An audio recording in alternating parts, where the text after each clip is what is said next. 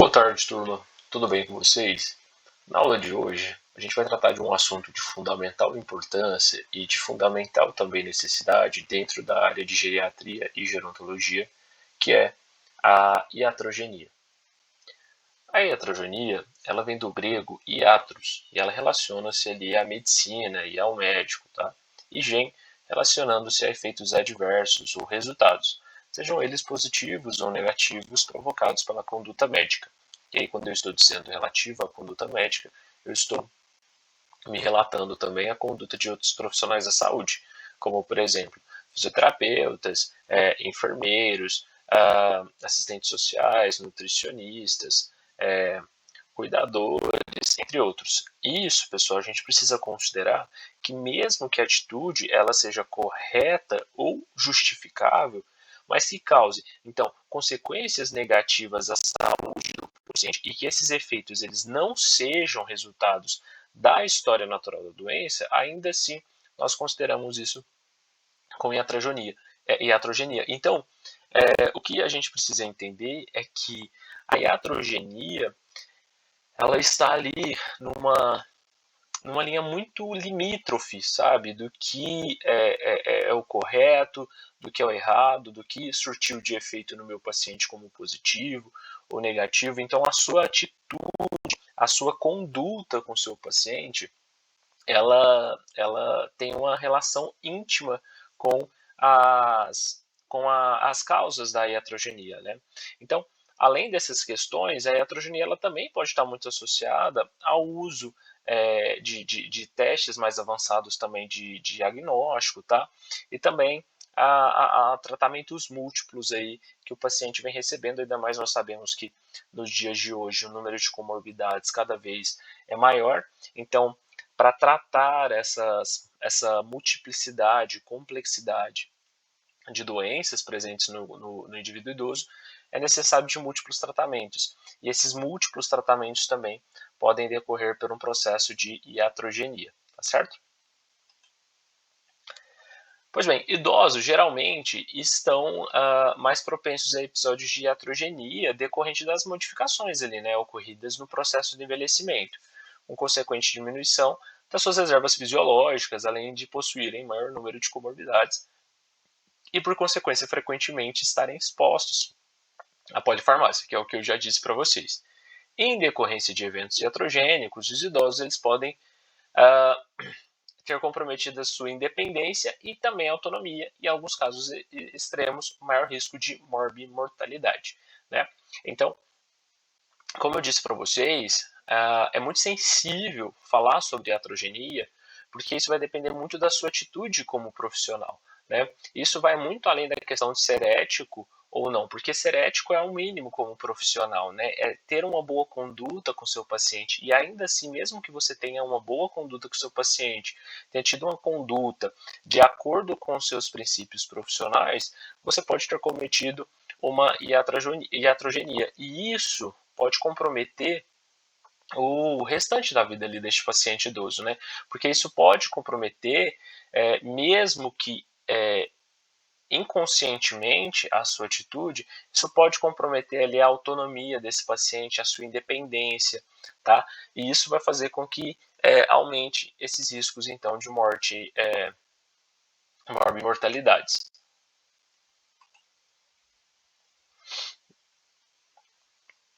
É muito comum, turma, que um tratamento de saúde, mesmo que tecnicamente ele seja correto, mas que você pegou um paciente ali, tratou ele, e aí depois o seu paciente vem falar com você, ou você notou que aquele tratamento que você operou no seu paciente, que você realizou no seu paciente, mesmo que ele seja tecnicamente correto, gerou um desdobramento ali de dano no seu paciente, né? Isso acaba sendo rotulado como um erro profissional de saúde. É muito comum, provavelmente vocês conhecem aí alguma pessoa que, por exemplo, teve alguma atitude com o seu paciente, tratou ele corretamente, fez o que deveria ter feito naquele, naquele atendimento, e aí seu paciente acabou, por algum motivo qualquer ali, ele acabou sofrendo algum dano né?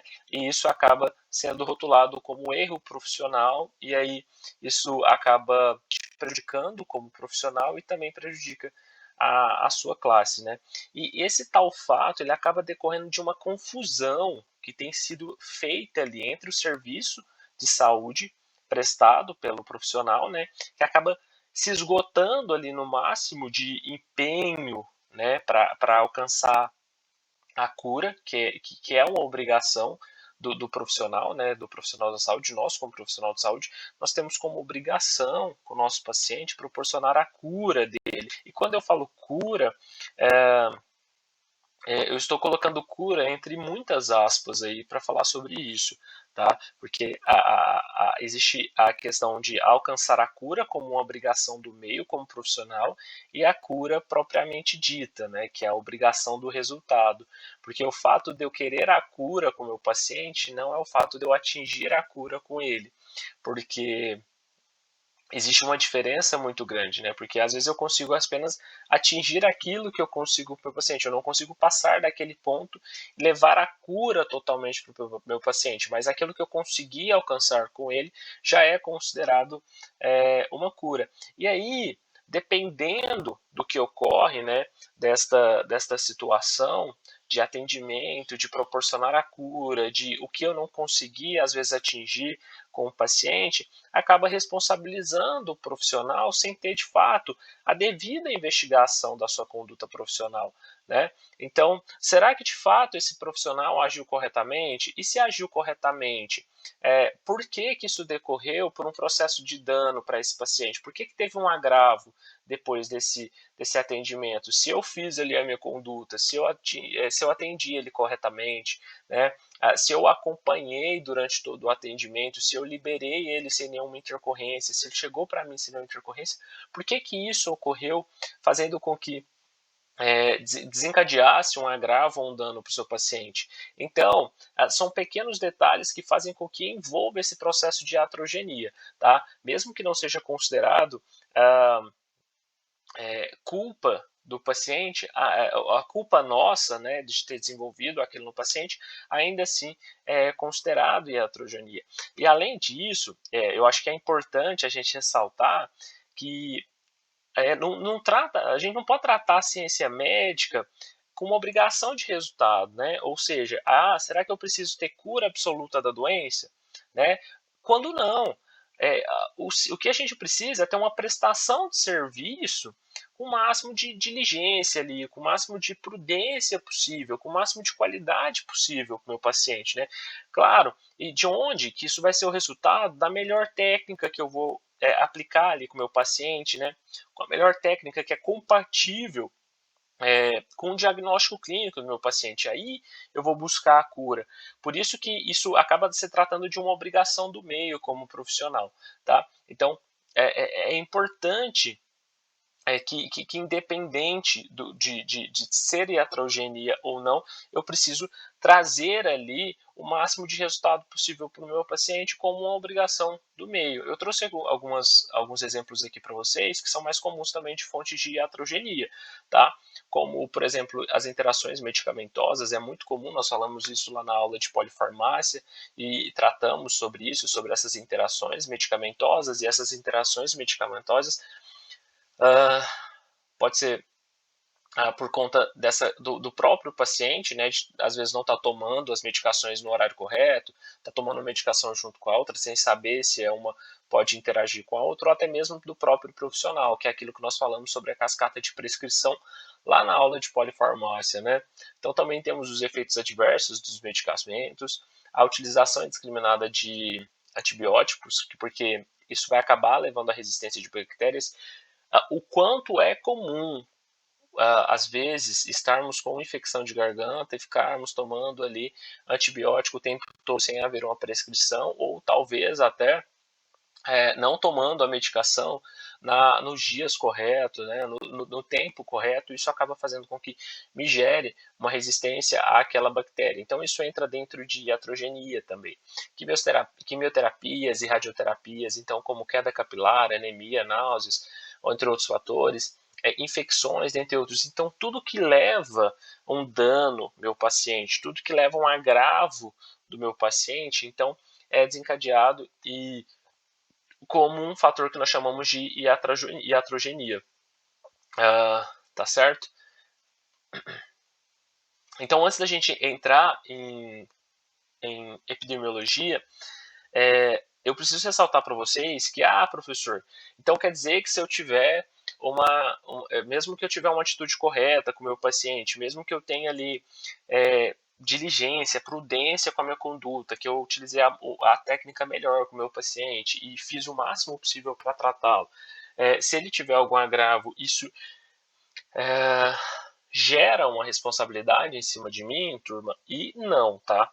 É importante ressaltar isso. A iatrogenia, ela não acarreta a responsabilidade civil desse profissional de saúde, tá? Porque ela é decorrente, decorrente de um agir tecnicamente correto. Você agiu tecnicamente correta, de forma correta com esse seu paciente. Neste caso, além da intenção benéfica do profissional, né, de você como profissional para a tentativa da cura do paciente, também você teve um proceder ali com ele preciso e também correto de acordo com as normas e princípios ali ditados pela a ciência da sua área profissional, como por exemplo nós temos ali o COFITO, né, que nos rege e faz com que nós tenhamos ali as nossas regras, os nossos direitos e a forma com que nós devemos agir diante dos pacientes. Então, se eu fiz um proceder preciso e correto, né, se eu tive essa tentativa de cura do meu paciente, não tem que me acarretar uma responsabilidade civil. Mas aí, mais uma vez, a gente entra dentro daquele princípio, que é uma linha muito limítrofe, né?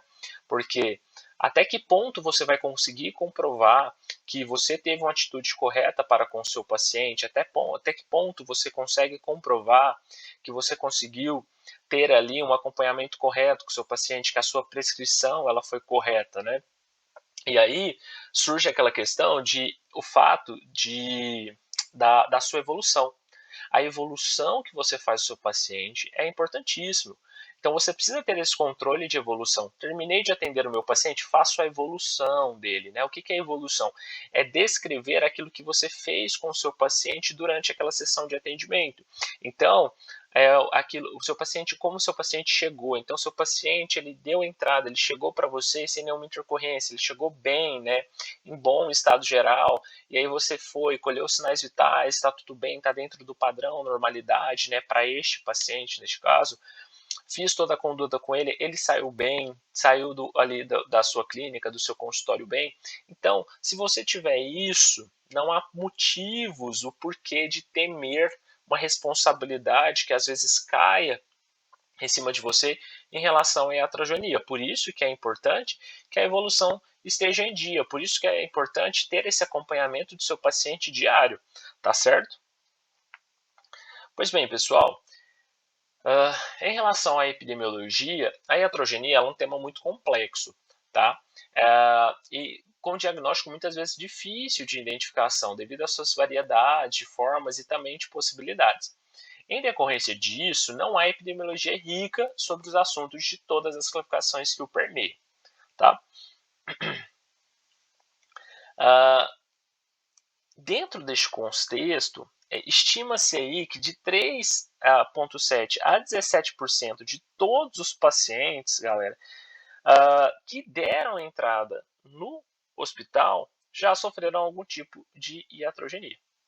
E cerca de 7% de todas as admissões hospitalares têm causas iatrogênicas, ou seja, têm de origem iatrogênica. Nos Estados Unidos, somam-se mais de 250 mortes decorrentes de iatrogenia anualmente. Então, vocês percebam que é um número extremamente alto, às vezes por uma questão que pode ser evitada. Né? Então, às vezes é uma questão simples que pode ser evitada para fazer com que aquele paciente ele não entre dentro da lista de óbitos. Então, para vocês terem uma ideia, em 2017 no Brasil morreram por consequência de eventos iatrogênicos 148 pessoas por dia. em hospitais públicos e privados. No final desse mesmo ano, de 2017, totalizaram-se quase 55 mil. Olha, para vocês perceberem, 54.076 pacientes que perderam suas vidas no país em decorrência de iatrogenia. Então é um número que ainda assim é muito grande. É um número ainda assim que tem uma equivalência, né? Que não precisa chegar a esse número pela questão de prevenção e o quanto pode ser evitado, entenderam? Pois bem, em relação aos fatores de riscos, as alterações ocorridas no processo de envelhecimento vão acabar influenciando diretamente, claro, em maior ou menor grau, o aumento das chances de o paciente passar por eventos iatrogênicos. A diminuição da reserva fisiológica, as alterações neuroendócrinas e inflamatórias, o maior número de comorbidades associados ao grande número de procedimentos diagnósticos e terapêuticos e ao elevado número de medicações fazem com que essa população esteja mais suscetível aos efeitos adversos. Portanto, pessoal, o que acontece? Eu não devo abordar o meu paciente idoso como qualquer paciente adulto, tá? Porque é imprescindível que o cuidado desse paciente ele seja ofertado levando em consideração todas as mudanças decorrentes do processo de senescência e também senilidade. E aí, a gente volta no contexto e faz um link com aquela aula de avaliação geriátrica ampla que nós tivemos, do qual já parte da sua avaliação, que eu não posso entender o meu paciente idoso como um paciente idoso ou um paciente adulto qualquer. A minha avaliação geriátrica ampla já consegue entender se há um processo de heterogeneia com o meu paciente, por exemplo, com a questão de número elevado de medicações. Então, essa questão já de número elevado de medicações aqui, ó, é uma coisa que já está presente, já deve estar presente na minha avaliação geriátrica ampla. Então, vocês percebam a importância de eu fazer uma boa avaliação com o meu paciente. Eu consigo evitar com que ele passe pelo processo de heterogeneia e, por consequência, aumente os seus eventos adversos. Entenderam? Então, a gente faz esse link com a aula passada de entender essa complexidade do quão importante é fazer uma avaliação ampla com o seu paciente idoso. Além disso, é importante ressaltar também que quanto maior o número de doenças crônicas e essa complexidade, maior vai ser o número de intervenção para tratar. Isso é muito claro. Se eu tenho uma doença, é menor a intervenção. Se eu tenho duas, vai aumentando. Se eu tenho três, e aí por diante. Você vai pegar um paciente idoso, ele vai estar com 4, 5 doenças o acompanhando ali no processo de envelhecer. E aí, para cada doença, você tem um tipo de tratamento diferente. Se você vai ter um tipo de intervenção diferente dessa forma, os tratamentos de algumas patologias eles acabam podendo influenciar negativamente a evolução de outras. A exemplo, por exemplo, dos usos de diuréticos no tratamento da hipertensão arterial e insuficiência cardíaca, porque isso vai provocar ou piorar a incontinência urinária. Isso nós falamos lá na nossa aula de polifarmácia. Por exemplo, é aquele caso clínico daquela paciente que estava utilizando uma série de medicamentos e estava indo no banheiro para fazer xixi durante a madrugada por conta das medicações que ela estava tomando, especialmente pela questão da hipertensão arterial. Então há uma série de fatores que é necessário ali que a gente tenha cuidado e tenha cautela com relação ao que pode desenvolver a heterogeneia do seu paciente.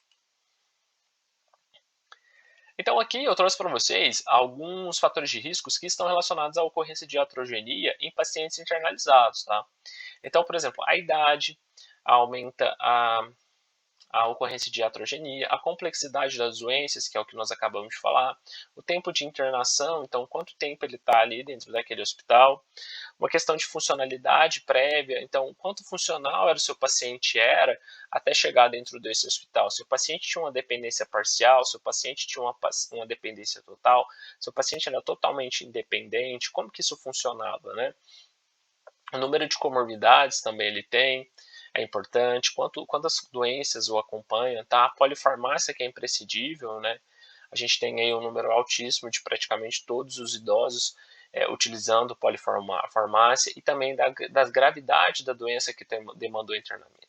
Então, esse idoso ele está ali sendo internado por uma doença, mas será que essa doença ele foi internado só por uma questão de precaução?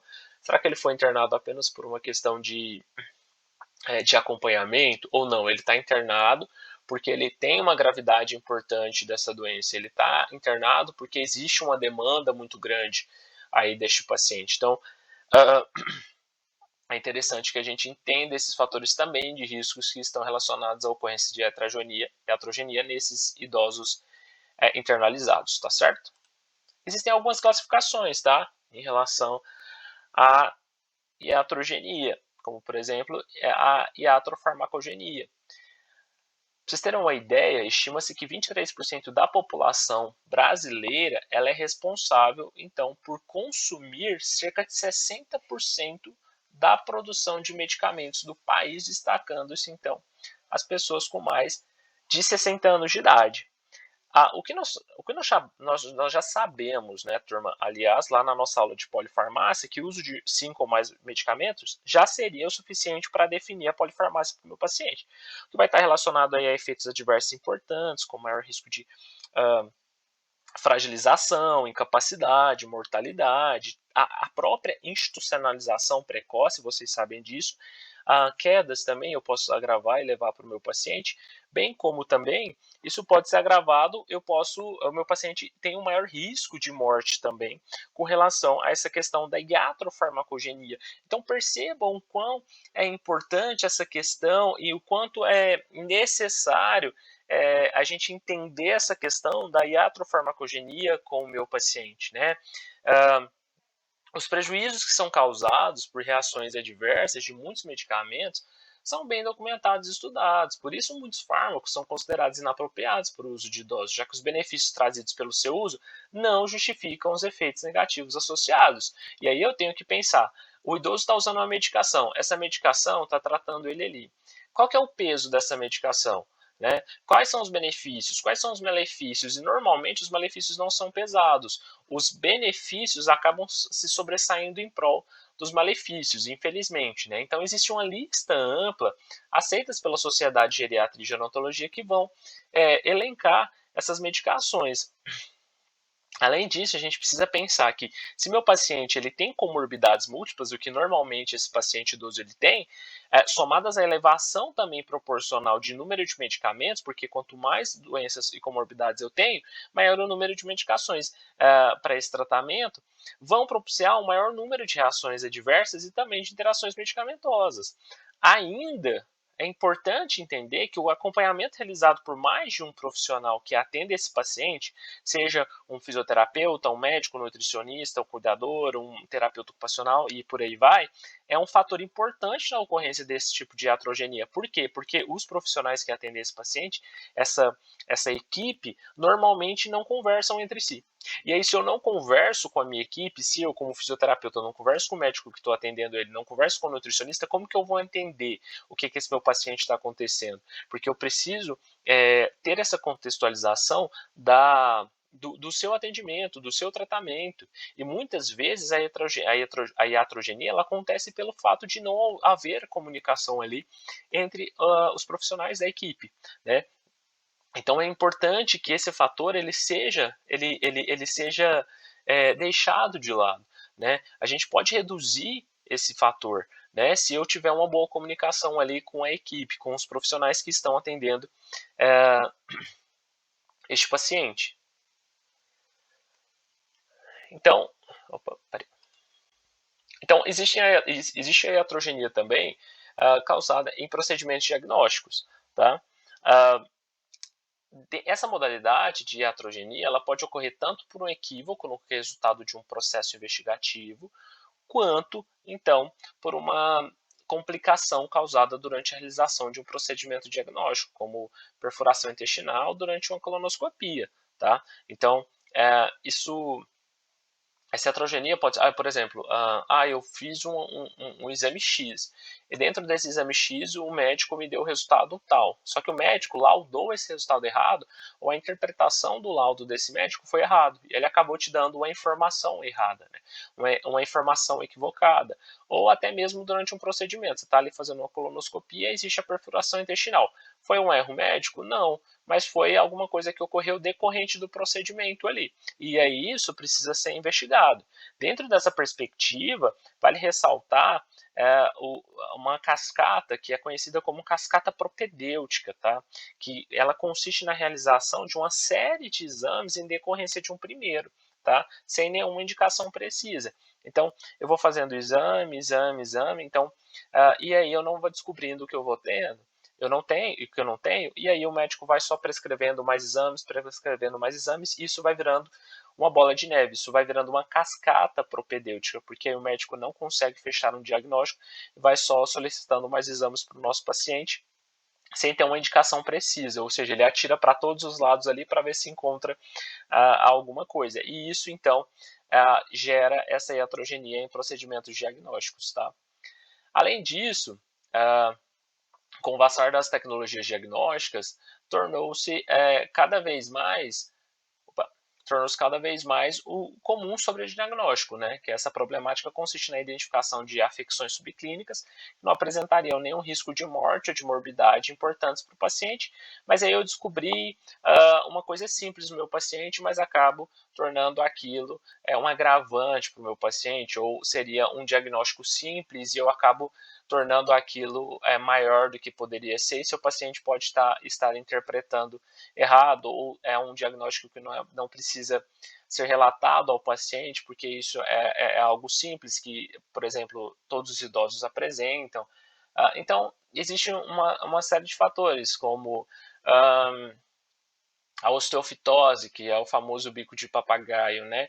Tem que ver até que ponto isso é um diagnóstico de, você está com osteofitose, ou será que essa osteofitose é decorrente do processo de envelhecimento, que é muito comum entre os pacientes idosos, tá? Ou é decorrente de uma osteoartrose, então é importante não gerar toda essa questão no paciente e medir essa problemática, né, do agravamento de um sobrediagnóstico ou não ao meu paciente, desse diagnóstico que eu vou dando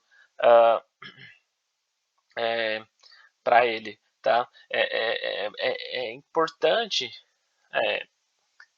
até pensar nisso, porque a sua palavra, né, a forma com que a gente fala com o nosso paciente diz muito assim. Muitas vezes o diagnóstico dessas condições acaba provocando, né, um sofrimento psicológico maior do que a própria doença em si, né? Em alguns casos acaba expondo o paciente a tratamentos que vão gerando consequências que poderiam ter sido evitadas, infelizmente. Né? E aí nós temos a iatrogenia por omissão. Esse tipo de iatrogenia ela ocorre quando o profissional de saúde deixa de tomar uma atitude, tá? Normalmente pela falha na avaliação das circunstâncias e dos riscos da ação que deveria ter sido tomada. Um exemplo de iatrogenia de omissão é deixar de realizar o ajuste da analgesia em pacientes em cuidados paliativos, submetendo a um sofrimento que poderia ser evitado, tá? E aí a gente tem que ter cuidado nessa questão de iatrogenia por omissão, porque que neste caso você pode ter alguma responsabilidade civil importante, tá certo? A gente tem, por exemplo, então, a iatrogenia da palavra. Tá?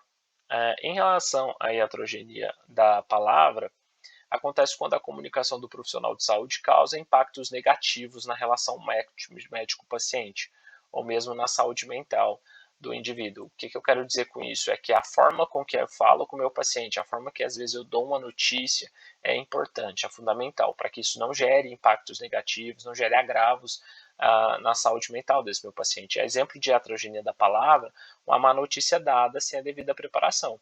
Então, você simplesmente chega lá e fala para o paciente ou para a família do paciente, olha, que o familiar morreu, ou que a sua doença ela não tem cura, ou que a sua doença está muito agravada, ou, nossa, mas a sua coluna está muito ruim, entende? Então, tudo isso envolve a heterogeneia da palavra.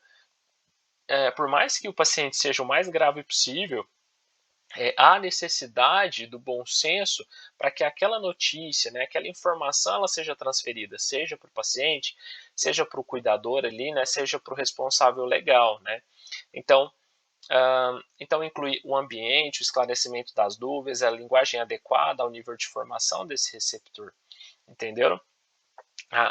E assim, turma, a comunicação de uma má notícia pode propiciar altos níveis de estresse, né, a esse paciente, aos familiares. Então, tem que ter muita cautela quanto a essa comunicação, né, da má notícia, porque isso vai prejudicar, por exemplo, esse paciente receber um eventual tratamento, porque ele vai, não vai, ele vai deixar de ter perspectiva, pode ser que ele deixe de ter